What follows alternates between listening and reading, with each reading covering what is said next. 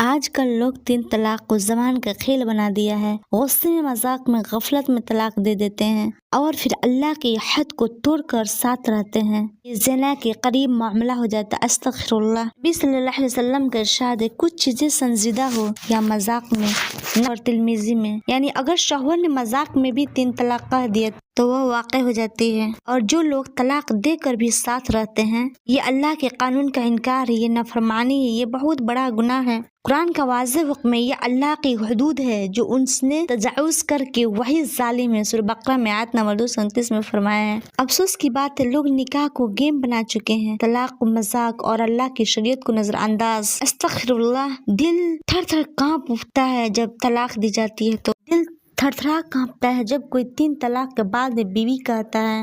ایسے رشتے حرام ہیں اور اس میں رہنے والا مرد بھی گنہگار ہے، عورت بھی زنا کے قریب ہے اگر وہ جان بوجھ کے۔ لیکن آج کل کے لوگ مذاق میں بھی، غصے میں بھی یا موبائل پر لکھ کر بس اتنا کہتے ہیں، طلاق طلاق طلاق۔ کیا یہ مذاق ہے؟ کیا تمہیں معلوم ہے یہ لفظ تمہارے زبان سے نکلا نہیں کہ اللہ کے عرش پر زلزلہ آتا ہے